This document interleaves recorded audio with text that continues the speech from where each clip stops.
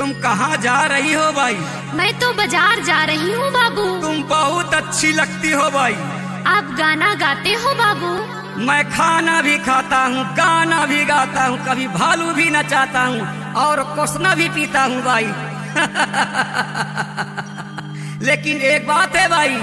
क्या बात है? तुम बहुत अच्छी दिखती हो भाई, तुम बहुत अच्छी लगती हो भाई। तोरे चेहरा वो बाई लेवाते परान वो, तोरे चेहरा वो बाई लेवाते परान वो, तोरे चेहरा वो बाई लेवाते परान वो, तोरे चेहरा। आँखी माँ तोरे काजल लगे, गोरे गोरे गाल माँ पाउडर लगे। आँखी माँ तोरे काजल लगे, गोरे गोरे गाल माँ पाउडर लगे। छतियाला मारे पान गोरी वो, तोर चेहरा रे, तोर चेहरा वो। तोरे चेहरा वो बाई लेवाते परान वो, तोरे चेहरा गमा बोले वाते परान गा, तोरे चेहरा वो बाई लेवाते परान वो, तोरे चेहरा गमा बोले वाते परान गा, तोरे चेहरा।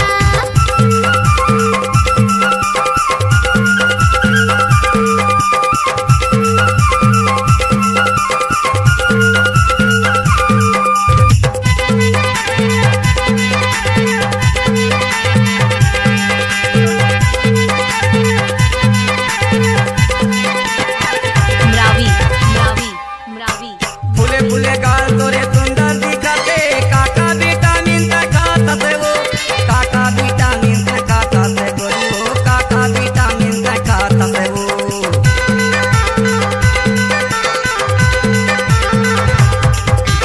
देह जांगा चिकन चाकन दिखते, काका साबुन तै चुपर से वो, काका साबुन तै चुपर से गोरी वो, काका साबुन तै चुपर से वो, काका साबुन तै चुपर से गोरी वो, काका साबुन तै चुपर से वो। नाके माँ तोरे नथनी सजे, होठ माँ तोर लिपस्टिक लगे। नाके माँ तोरे नथनी सजे, होठ माँ तोर लिपस्टिक लगे। छतियाला मारे पान गोरी वो, तोर चेहरा रे माँ कसम टूरी। गजब के सुंदर दिखते रे। तोरे चेहरा वो बाई लेवाते परान वो, तोरे चेहरा गमा बोले वाते परान गा, तोरे चेहरा वो बाई लेवाते परान वो, तोरे चेहरा गमा बोले वाते परान गा, तोरे चेहरा।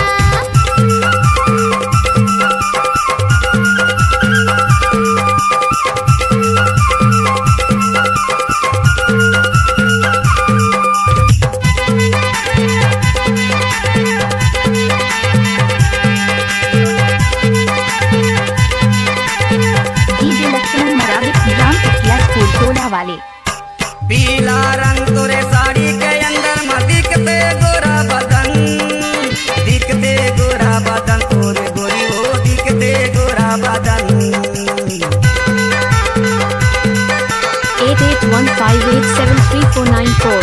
अंगरा चुनरी के अंदर में दिखते चमके गोरा बदन, चमके गोरा बदन तोरे गोरी हो, चमके गोरा बदन, चमके गोरा बदन तोरे गोरी हो, चमके गोरा बदन।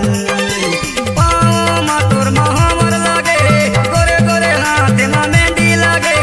पाँव माँ तोर महावर लगे, गोरे गोरे हाथ माँ मेहंदी लगे। छतियाला मारे पान गोरी हो, तोर चेहरा रे माँ कसम गजब के सुंदर दिखते रे। तोरे चेहरा वो बाई लेवाते परान वो, तोरे चेहरा गमा बोले वाते परान गा, तोरे चेहरा वो बाई लेवाते परान वो, तोरे चेहरा गमा बोले वाते परान गा, तोरे चेहरा। आँखी माँ तोरे काजल लगे, गोरे गोरे गाल माँ पाउडर लगे। आँखी माँ तोरे काजल लगे, गोरे गोरे गाल माँ पाउडर लगे।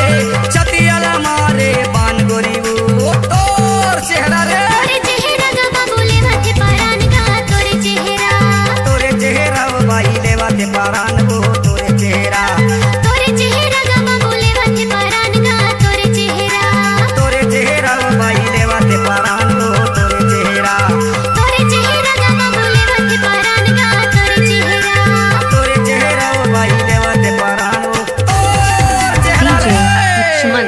उमरावी, DJ C Log Digital Recording Studio.